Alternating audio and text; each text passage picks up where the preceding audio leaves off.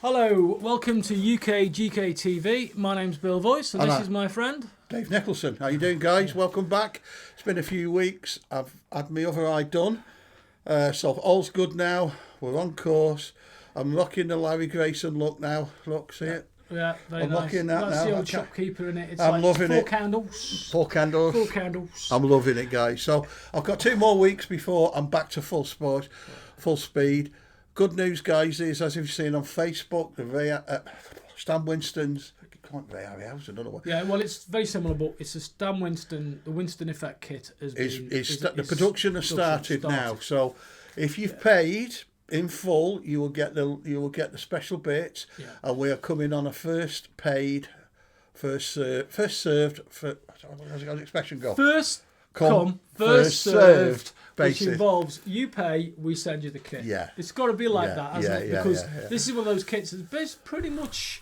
I know we're probably going to sell them all, but it's got to be done on an order system, hasn't it? Because it's a massive investment. Yeah. There's a lot of pieces, guys. Lots of rubber, lots of resin. Yeah, there's a lot of pieces, but we're now working our way through them. We're actually concentrating on getting them done and getting the bits and pieces in them. Next week we obviously we'll ship some more, and they're all numbered, so you'll be getting them. If you've paid in full, then you're going to get yours first. If you paid a deposit, contact me straight away. Now, just a couple of guys have contacted me and say they're holding fire on other items to wait till they get the Stan Winston, which is great, and I appreciate that. But that will also put you back on them items that you've ordering then. So if you get your Stan Winston next week, you're going to be putting a queue behind. So there's other people, and I mean predominantly the King Kongs. I've got a list of King Kongs that are going out in 2s and 3s a week. Yeah. If you're waiting until you get your Stan Winston, then you're going to be waiting until you get your Winston, and a couple of weeks after that. So you're going to be waiting a while. But you do what you want, guys. It's not up to me. I mean, how long is the Kong kit taking to cast? It must be a couple of hours, at least 2 or 3 hours. Kong is easier to do than the Stan Winston. There's less bits. Yeah, so if you want, I have got quite a few Kongs to do, but if you're holding back on them, there's people in the meantime dropping in and paying, and are going to get them. So you're getting further and further behind on that. So there's a few people said, "Oh, I'll wait for the Kong until I get Stan Winston." You'll get Stan Winston, but all you're doing is pushing yourself back. But that's your prerogative, guys. You do it whichever way you want.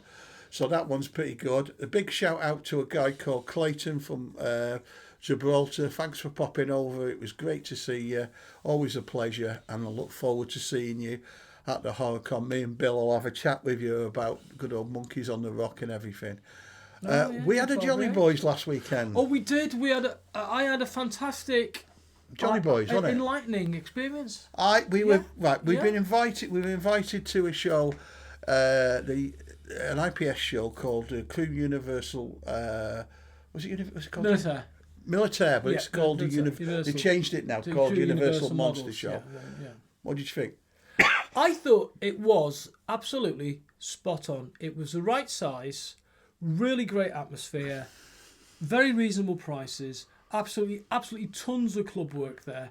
If you wanted to go and see a Phantom Jet painted in all its colours, you could see that. There was the usual people there. There was a Cold War specialist interest group. There was Phantoms. There was super miniatures. There was even a stall there which had sold a type of military modelling called flats, which is a really old-fashioned notion of models of soldiers which only have 2 sides. They are literally flat, but you could still do wargaming with them. I thought it was great. It's a real specialist thing there, and there was vendors. There was great bacon sandwiches. Very good. And, it was good. And it was in a school, wasn't it? It was in the school. Yeah, it was good. It was in a school venue, and the parking was a bit awkward, but it was within easy walk of a public car park.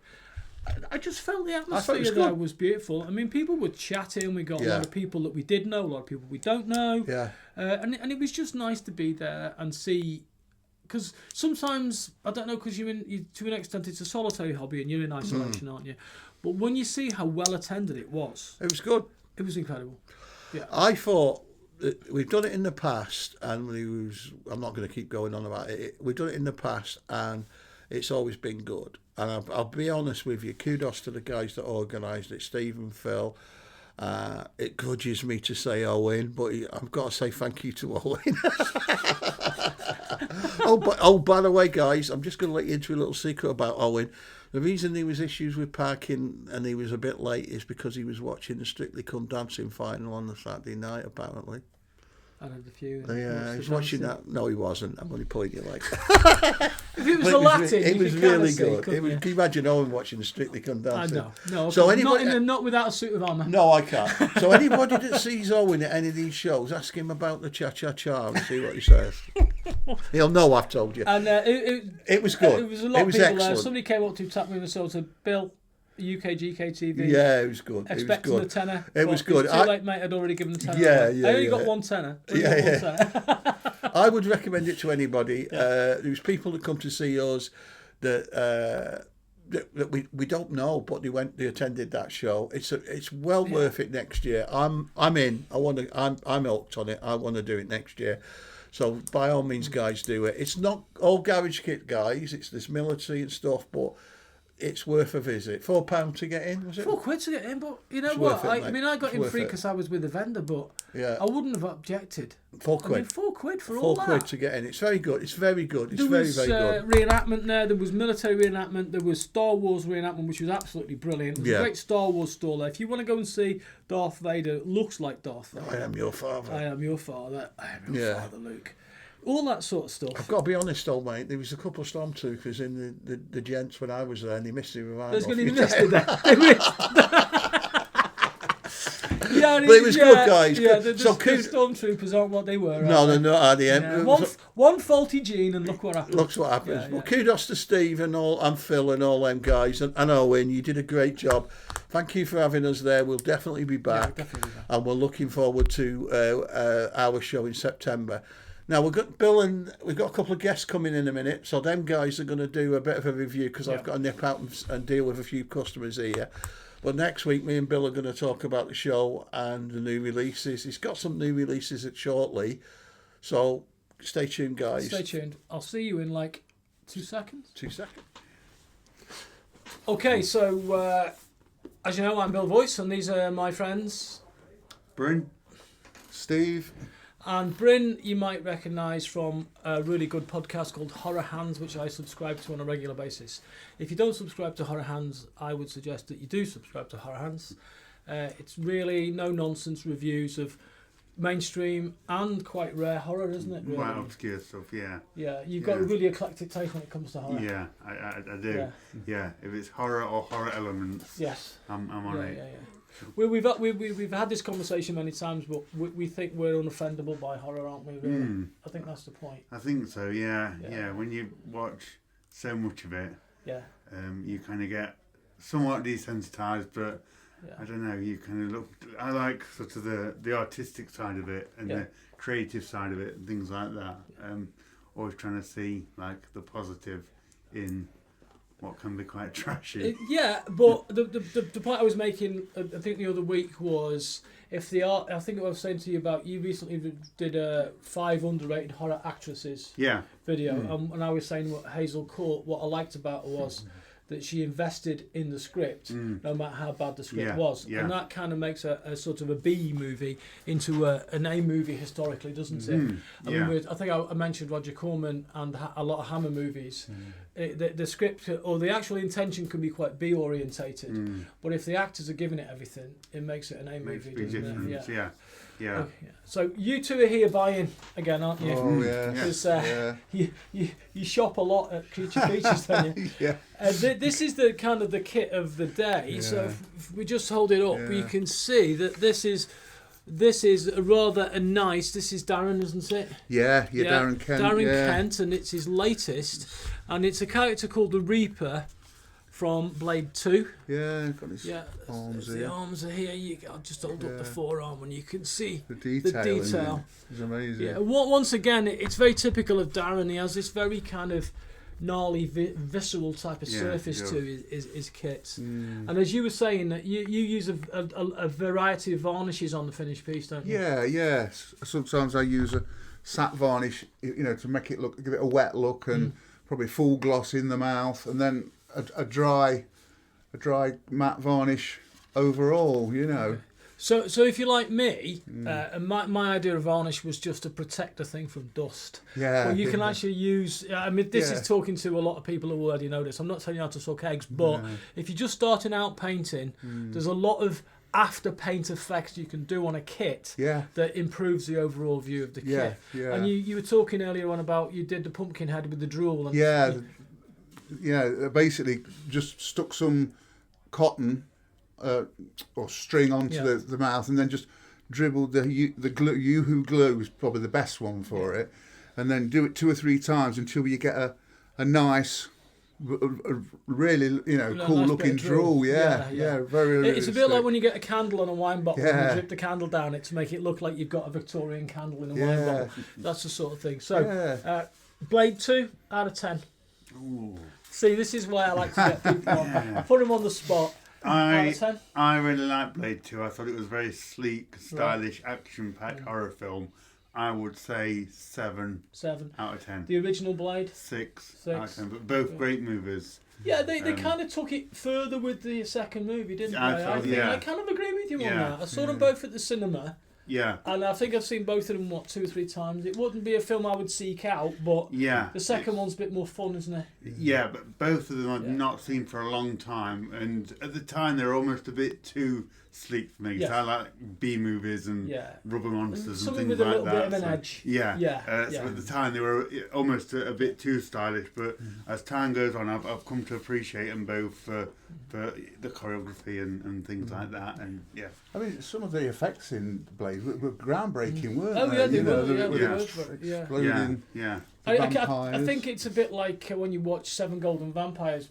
When you see the Hammer movie, and they've got a kung fu vampire movie, craziest Hammer and it's film a crazy ever. movie. Somebody was doing something they shouldn't have done. And but to an extent, this kind of broke a bit of ground as well. It's got slick effects, and it was a mainstream movie. I mean, what was it? Was it a PG or a 15 or a 12? 15, I think it was. Was it 15? Blade was 18 when it came out Blade in the was UK. 18, The second one may have been 15. No, I'm right in thinking that the Blade in the film is the same as the Blade in the comic book. Is he based on the Blade character in the comic book? He is. I'm not a comic book expert, but I believe he is. Marvel's I remember Blade, he was a character out of Dracula Lives back in the day. And I remember reading a couple of the Blade books and thinking, this is a really good idea, like a half vampire. Yeah. And I have to, I think those comic books like Dracula Lives, Blade and all that, I think they had a little bit of a Man-Thing, those kind of comic books. I think they've had quite an effect on things like Buffy the Vampire Slayer, the Blade movies and stuff like that. They've added a kind of a comic book element to films, haven't they, recently? Definitely. I feel that they moved them out of like the dusty castles and coffins into a bit more modern, fast-paced times. I suppose that's one of the beauties of The Lost Boys, is it's the contemporary nature of the vampire. Even though now looking at that movie, it is quite historical, isn't it? Just at the right time for it to be. I mean, one of my favourite lines out of any movies is Death by Stereo. I just love that. It's so cool. I love Death by Stereo. Okay, So we've looked at that. So that's Darren Kent, isn't it? And he's really popping out some fantastic stuff at the moment. He is. I've got my notebook here because I've done my normal one. I've just run through the shelves and I've picked a load of stuff up off the shelf. And a lot of it today is stuff that maybe I wouldn't have ordinarily recognised. And some of it was what I just recognised straight away. And obviously, this is one of my favourites.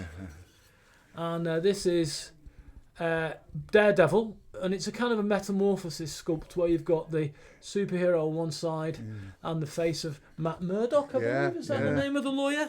It's Matt Murdock. Once again, 1970s comic book knowledge here. My comic book stops knowledge stops about 82. Right. This is Joe Bailey. I wasn't quite sure that this was going to work when he first talked about it, because if you've got a full mask and then a full face. You've got kind of that, but it's the 2/3 mask. I wasn't sure how he was going to deal with the transition between the skin and the actual mask itself. But that's a lovely piece of work. Isn't it? It's good. Yeah. So, okay. Yeah. Daredevil movies. Which is your favourite? Daredevil movies, TV series. The only one I've seen is the Ben Affleck. Was it Ben Affleck, that played him and Colin Farrell? Colin Farrell? Bullseye. Yeah. Only one I've seen. Come on. I mean, I must admit, it's one of my guilty pleasures. Yeah. It's a guilty pleasure of mine that because I thought actually he is just a blind dude with a stick. Yeah, and it's this notion of him being not needing to see and still being uber capable, and I like that idea. Yeah.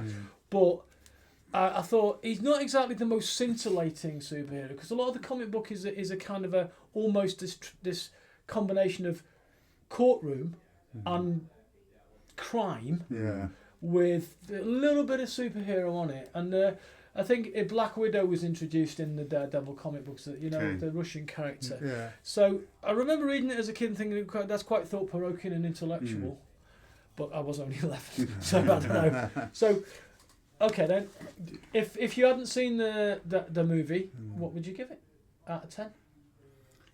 The Daredevil movie with Ben Affleck? Oh, 5. 5. Yeah. You see, sorry if anyone's a fan. No, I'd give it 6. Yeah. Based purely on Colin Farrell hamming it up. Yeah, he was the best. He chews the scenery, doesn't he? Yeah. So this kit has got a lot more class than the film, I think. Would you agree? Yeah. Well, I haven't actually seen the film, but I've seen the series on Netflix, and it was probably one of the best things I'd ever seen on Netflix.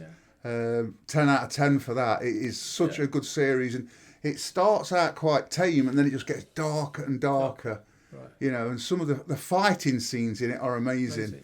They really are. I suppose the darkness is the metaphor, isn't it, of the sightlessness of Murdoch. I like that. I like that idea. Yeah, it also explains how he gets his senses and how he can't see, but he's got these senses. You know what I mean? And almost bat-like. Well, that's the thing, isn't it? It's bat uses senses, and he's got all these other senses, and just does what he does, and it's amazing. So the TV series, in fact, has given it another life, rather than being a cheap imitation of the film, which is something, because people take a lot more time in terms of TV these days. They've got the production values and the writing quality of a movie, in fact sometimes better. You've got longer to explore the character, you've got more relaxed storyline, you're not trying to cram everything into 2 hours.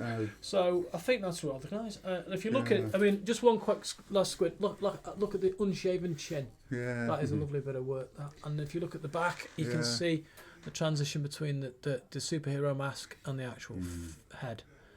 Nice bit of ear there. Now, as I keep saying about Joe, he cut his teeth in the ceramics industry years and years ago, making the originals for stuff that you would buy off the shelf in a ceramics shop. So, I mean, this is a guy with a massive amount of history in terms of, and a massive amount of skill. I always loved Joe Bailey's. In fact, do you remember seeing the Moon Knight he was doing?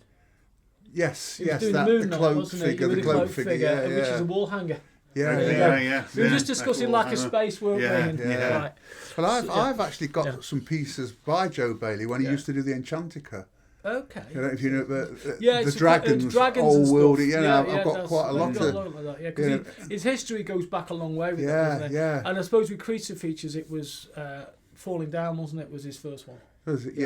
Which is Michael Douglas.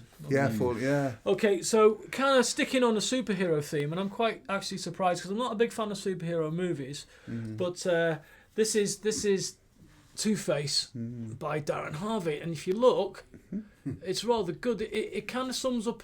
It's kind of got a cartoon sort of graphic drawn feel to it, and it's a little bit exaggerated, but it's a lovely piece of work, and you can see it is most definitely from a handmade original.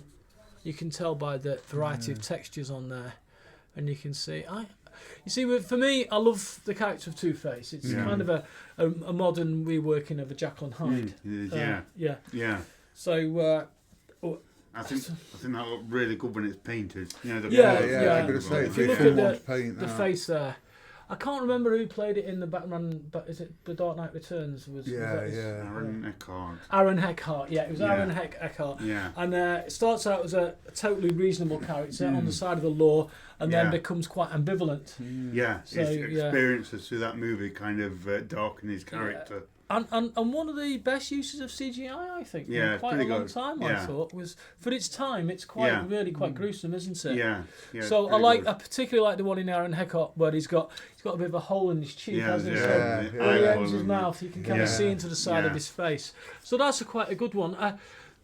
I don't know. There's a book called The Dice Man by Luke Reinhardt, which was written in the 1960s. And it's about a chap a bit like this, and what he does every morning, he gets up and he decides on his behaviour with the throw of a dice. So he attributes, he thinks about what he can do, and then he gives each of the things he can do a number, then he throws the dice, and then whether he wants to or not, he works on the dice. Whereas with Two-Face, it's a coin, isn't it? He flips the coin to see which of his faces is going to come into play. So, I mean, it's quite traditional that the evil side of him is terribly scarred and the other side of it is relatively handsome. But fantastic ambivalent character. I think so, lovely piece of work too. Right, great stuff. So I'll put that down there out of the way. Got several smaller ones, but better ones today. And this one is by Andy Copeland. Now, I didn't recognise this at first. Now, when I first saw this on the shelf, I just glanced at it. And I didn't really pay it much attention. I thought it was a Doctor Who character from an episode with Christopher Eccleston called The Empty Child, where this virus morphs this kid into a gas mask, and it's set in the Second World War. But it's not. It's from a movie called My Bloody Valentine. So, Bryn, I am going to refer to you to tell me about this movie.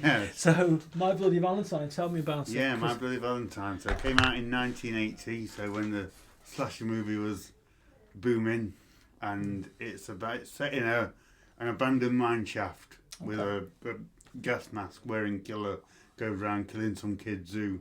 It's one of them where they think it's a good idea to go and explore a mine shaft or something like that. And it goes around killing them off one by one with a pickaxe. It's a good one. There you go, there's your pickaxe. Yeah, it's a very popular one in terms of 80s slasher films. And it's one that always makes me smile because when they made the movie, they went down an actual mine shaft, which the workers kindly cleaned it all for them, but they didn't want that. They wanted the legit dusty old mine shaft, so had to re-dust everything and make it all messed up and things so that it would look good in the movie. But yeah, it's a typical stalk and slash 80s slasher movie with some good kills and a cool looking antagonist killer. Not sure. I can remember actually seeing that at the cinema when it came out.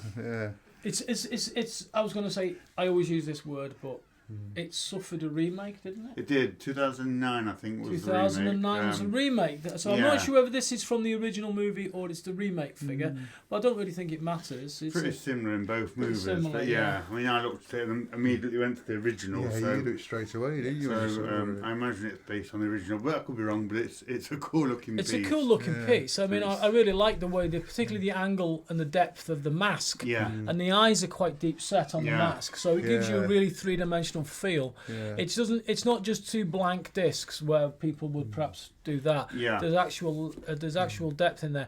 I think if you had a laser cutter, you could cut two little pieces of perspex, two pieces of acrylic that you could put lenses in.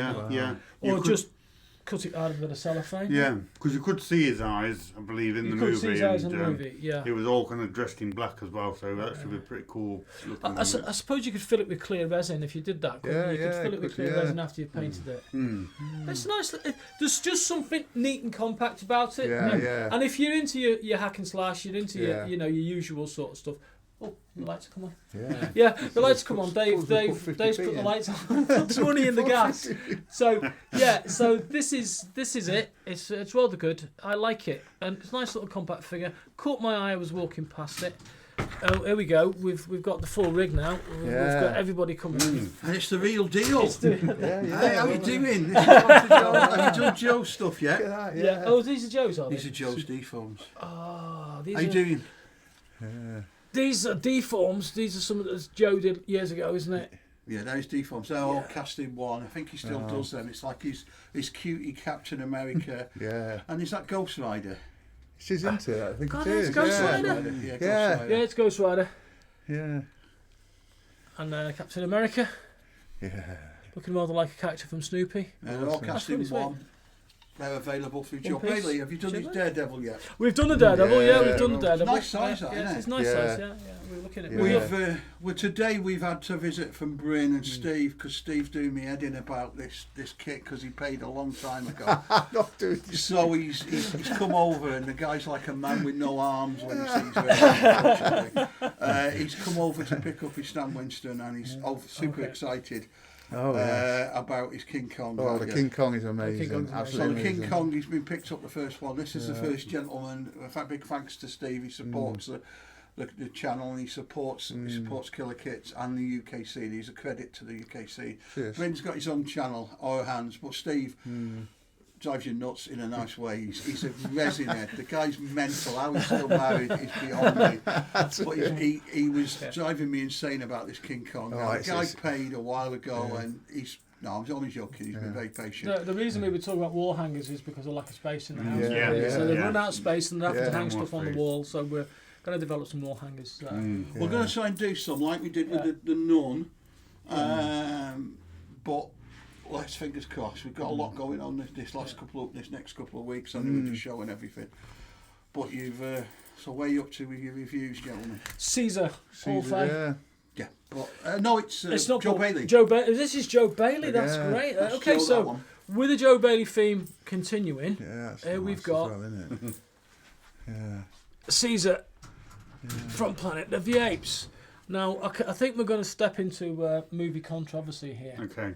Okay, because we know that Dave's thoughts about Apes movies. Dave is a fan of any gorilla on a horse with a machine gun. gun. You can't. The concept of a gorilla on a horse with a machine gun. Brilliant. If only there was a big enough horse for Congo. Yeah. But as you can see, there it is. It's a full one. Now this reminds me of the old Adar. It's Adar. Do you and not think? Aurora kits, I isn't think it? I think that's the lawgiver though. It's the I think lawgiver the rather than Caesar, because he's got the scroll in his hand. He looks quite. And he looks quite serious. He doesn't look like Roddy, does it? He looks like he knows what he's talking about. he does. He Yeah, looks like And it's I think nice. it's the lawgiver, and I'm sure Joe will correct us. It's a on it. lawgiver. You like Okay. you like the apes? Yeah, because he's more. Yeah, it doesn't quite fit in the base, Chimpanzee does it? than- Is it? You know. I think it's The the scroll. lawgiver. That's the Yeah. law. The scroll in the law in Well, the scroll, in the isn't it? statue of the lawgiver in the films. Oh yeah, that's right. Yeah, Is Yeah, that yeah. the statue of That's the the lawgiver? statue of the lawgiver. Yeah. So do I. Like the apes, doesn't That's it? good. He does know his apes. He does, Now doesn't the he? controversy is, I know your thoughts about one of the ape movies, and your least favourite ape movie is Tim Burton. Tim Burton. Yeah, It's yeah, my yeah. least favourite. Yeah. You know. My own personal favourite goes without saying. It's a toss up between Beneath the Planet of the Apes and the original Apes movie, which I like the both Escape are one. charming. I love the Escape. original Do you like one, I the do. Escape? You like You know the what I'd original? do if Yeah. it was me? If I was NASA, Yeah. I'd put chimpanzee suits in when they land. But yeah, it'd be great, wouldn't it? Can you imagine the television when the NASA Yeah, lands the shuttle and then they get out, take it, and they've got 8 They masks take on? the ape mask Oh, off. that'd be ace, wouldn't Yeah, it? yeah, them monkeys from the PGT adverts. Do you know the I like pianos on these. my foot? But you want it, son? I'll play it. That shows our age, that mate. That shows our age. But okay then. So, what's your favourite Apes movie? Do you have one? My favourite is the 1968 original. Right.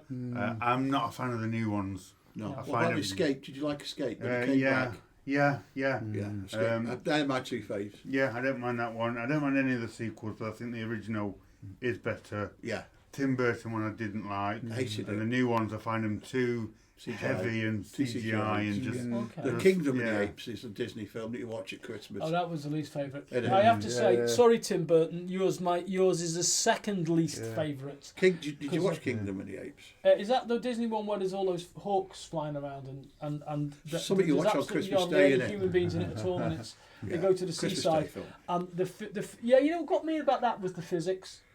Okay. The physics, like, if you're going to fill up an underwater bunker from the sea, it's never going to exceed sea level. Because water, as Level. Isaac Finds its Newton level, proved doesn't it? in Yeah. the Newton level, Finds the a level. water reaches its level, then stops. This water was going up. and it shot out the top, which was about 200 feet above the sea. Yeah. So, I'm sorry, but it's like having the wrong. It's like having a BF 108 in a war movie and pretending it's a 109 for me. I'm sorry, you lose me at that point. Yeah. So, you know, I didn't like it. I think it's a Christmas Day film. Christmas Day. It's a Christmas Day film. I just love the original when Charlton Heston's on that beach. Yeah. And he just sees that Statue of Liberty. I just think that's such a powerful. Yeah, because the power in that scene for me is, even as a kid, I knew what had happened. But it still reinforces the stupidity of the human race when he comes around that corner and he says what he does. You know. Can I just ask you a blunt question, like one of you I always ask people this? Planet of the Apes or Star Wars? Planet of the Apes. Yes, I love Planet of the Apes. Star Wars. The original, not the original three. Original, The original not three. Disney. Okay. No, it's got to be Planet of the Apes because come on, but it's just a brilliant idea. Yeah. You crash into a lake in the desert, and then you see a gorilla on a horse. With a machine gun. And you get any better. You got all these like kids what you say. from when you were a kid, like Zyra and all the rest of it. And you've got the Cornfield Roundup and all those AR kits with all the apes, all that Scantily clad women in Nova, scantily clad women in a fur bikini. And them things that you like, they couldn't hit the side of a barn, them stormtroopers, could they? Them apes were shooting them humans. We haven't talked about the Cheshire Show yet, have we, from last week? We'll talk about that. There's a guy going along in front of Lord Vader, and he had his gun, and he said, "Please step aside for Lord Vader." I goes, "What are you going to do? Shoot me?" Because I can stand in front of you, mate, and you're not going to hit me. So, come on, it's a... Come on. Come on, let's give it in, because he's a lot younger than we are. He's a lot younger than we are. I mean, them apes had really crude guns. They were shooting them in the neck and everything. They've got them big pulse rifles and couldn't hit a single bloody man. I can remember seeing it, the advert for Planet of the Apes as a kid, and it just amazed me. You know what I mean? There's nothing like it, was there? The masks and everything were so good for the time. I just love it. The original I still prefer the original masks to the CGI. All the time. There was a lot of faults in the film, but there you go. Yeah, but it's now this is we were talking about Nosferatu earlier. It's a big thing, and we would talk about the ups and downs of Nosferatu. Really. This is Paul Feig, isn't it? Paul Feig, that's been out a while now, It's been out a while, but I think we've revised the base, maybe? Yeah, we did, yeah. The base has been revised, and here we go, look at that. I don't think it's a particular one Nosferatu, is it? It's a Nosferatu. Yeah. So it takes a bit of Klaus Kinski, it takes a bit of Max Schreck, and it puts it all together into a really convincing sort of pastiche. Yeah. And I think if you look at it, it's got... You can see the vestiges of humanity left in his face. I think he's perhaps a little bit more human than, say, the guy from Salem's Lot. Because the Salem's Lot guy, he looks a bit blank, doesn't he? He's full vampire. Whereas this one still has that sort of almost frail humanity to it, which I feel that Paul's pretty good at doing it. He is good. Because there's the wall plaque with the rats, isn't there? That's Paul Feig. That's Paul. Yeah. And he did me a witch in the same sort of scale. Wicked Witch from the Snow White. Then Robert Eggers, out of 10. Oh gosh, I loved it. You loved it? Strong 9. 9 out of 10. 9. Loved it. Really? Fully immersed in it. Right. Thought it looked great. Yeah. I like the gothic feel of it. Yeah. I like that it harked back to more kind of older traditional filmmaking. Yeah, it did. It had a very sort of a universal backlot European feel to it, didn't it? Yeah. I think, Yeah, okay. I really enjoyed it. I mean, for me, all the good stuff about it gets it to a 7. But, I think it's a film we're going to talk about for years, isn't it? To be fair. To be fair to Eggers, he's kind of rekindled an interest in the vampire movie. And if you look at the stuff that came, like the remake of Salem's Lot that came out, it just blows out of the way. It went there quiet. I can't believe a good thing alone. They really do. Yeah, exactly. Because it was really, it was the original is David amazing. Soul is amazing, isn't it? Yeah. So okay, from the 3 movies I know are called Nosferatu, we've got the original Shrek, we've got the Klaus Kinski, we've got the Eggers. Which is your favourite of the 3? Well, this is what I'm trying to think, because I think we've got 3 excellent films from distinctly different times. different. Yeah. It's hard to pick a favourite. really hard to pick a favourite. Yeah. I like the new one. I have to say, Yeah, I have a you nice. like that? I went to see it to the pictures. Got a nice experience of that. I was pleasantly surprised by it. Again, I think it's both gothic and modern. Yeah. So right now, I don't know if it's just recency bias, but I'm really love the new Nosferatu. For me, it's got to be the first silent movie that ever gave me the chill was the original Nosferatu. Knowing a bit about Klaus Kinski and how he really got wrapped up in his parts, like that guy must have been there for like the months he was with Herzog. He must have been lying in a coffin somewhere pretending he was, because he used to really wrap himself up. So I wouldn't be surprised if Klaus Kinski didn't live like Nosferatu, including biting a few people during the production. So I'm going to go with the Klaus Kinski because I think I saw it at a time in my life when it made me realise that horror wasn't just horror. Horror could be an art film. Yeah, it's a beautiful film. And it's a beautifully romantic film in the sense of the way that the landscape is treated and stuff like that. So it's what my dad would have called a serious movie, right? So there you go. So the next one. So we've the one we've got left. Once again, we're going back to superheroes. Now I picked this off the shelf because I do my normal over there. See how I did that? So I've caught that. Good catch with the knees. It's a rather striking Wonder Woman. This is the kind of if you're wandering through, I don't know, if you're wandering through the lakes or something, you might find a woman as striking as this coming towards you. She's going to probably beat you up with a stick, isn't she? But hey, you can live with that. She's quite striking. And who is this? By? Sean Main. Yeah, and he's a UK artist, isn't he? UK artist. That's digitally sculpted. Sean did originally started doing stuff for me traditionally. He's a bit of a perfectionist. He went from traditional over to digital, and he's mastered that pretty well. He's done Daredevil, not Daredevil, Flash, Aquaman, Wonder Woman, and The Witcher. Henry Cavill Witcher. So he's finishing second to none. No. Doesn't do very much, but when he does, they're really, really well engineered and thought about. And this is the beauty of this. And if I was painting this, I would struggle with it because it's just a basically plain figure kit. So if you look, you can do the face, you can do the hair, you can put them together, put them in place, do the touch up, do the figure separate, and slot it all together. Nice, isn't it? And it's a nice jigsaw, right, isn't it? It's beautifully put together. And you see, that's one of the reasons where my initial, not dislike, but my initial fear of 3D printing in terms of a digital image, it was one of the first times I thought, okay, it looks good. It's good. That's not bad. So you can do that, and if you were doing that, I suppose if you were Darren Kent, you could do that with magnets, couldn't you? Yeah. But Linda Carter or Gal? You see, you mean this or for me? Who's the best Wonder Woman, Linda Carter or Gal? Linda. I've got Linda Carter. Every day. Linda Carter and the Bionic Woman. Lindsay Wagner. Yeah. Linda Carter. Got me through a difficult teenage, them two did. Yeah, they did. I have to say that Linda Carter is still a very spectacularly elegant looking woman. Absolutely stunning. Beautiful looking. You probably don't remember Linda Carter. Seen. That's the Wonder Woman that I know, but it's before my time. Reference for references. I think she's statuesque. Well, she missed Texas. She missed Texas, she missed Denver, she missed Manchester, she missed it all, mate. She can't remember any of it. I think she was Miss Texas. She was. It's got to be a big state for that. It's got to be a big state. Big state.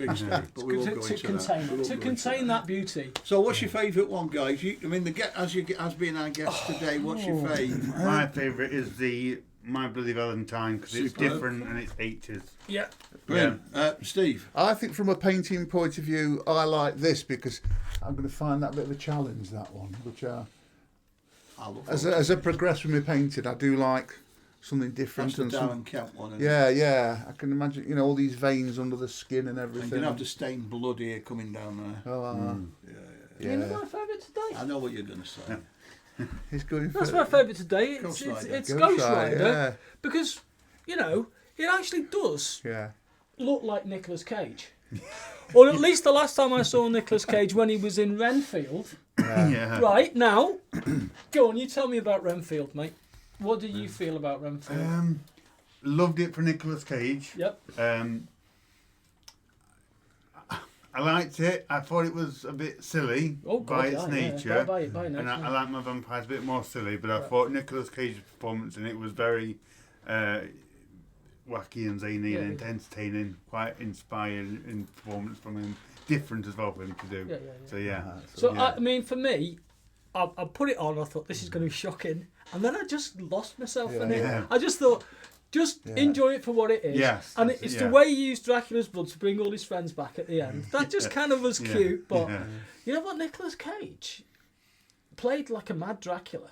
But you could imagine somebody who'd lived that long and been that jaded by everything could actually get to that point where they would almost like I don't know.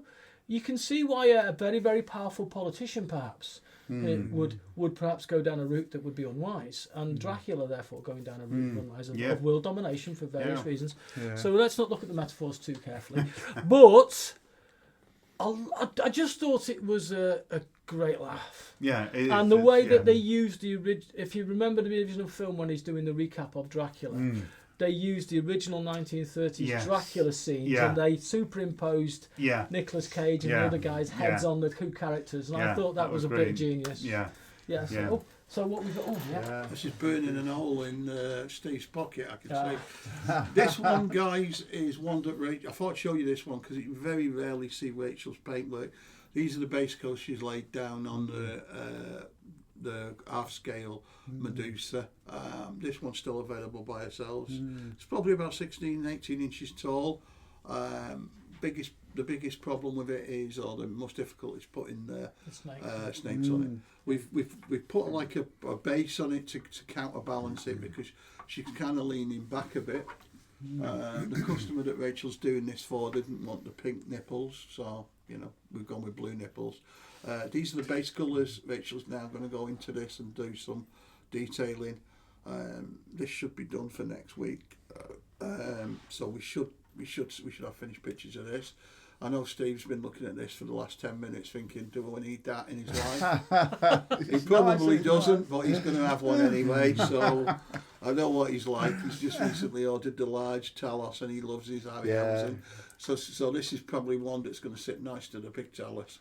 But I thought I'd show you that, Steve, because I know you were looking at it over Bill's shoulder. Yes, it is. It's a nice kit. Cracking kit in it. Yeah, it's a cracking one. But can't be a bit of Medusa, can you? Oh, well, no. And the Ray Harryhausen is classic, isn't it? I mean, it's iconic stuff, that, isn't it? We actually met Ray Harryhausen as well, didn't we? Yeah, many years ago. So we're all good then, guys. Are we all done the reviews? Well, I'm just going to mention very quickly because I was going to talk about it a bit longer, but luckily we had guests. The Cheshire modelling. We'll do that in a bit. Yep. So it's great. I mean, it's been a good Sunday. Have you enjoyed having your guests in today? I have. I enjoyed having my guests. It's great to have people in, especially for somebody who's so knowledgeable about the films and somebody so knowledgeable about how to spend money on kits. So thank you, guys. Subscribe to the channel, like the channel. It's good night from us. It's good night from them. Good night. Cheers.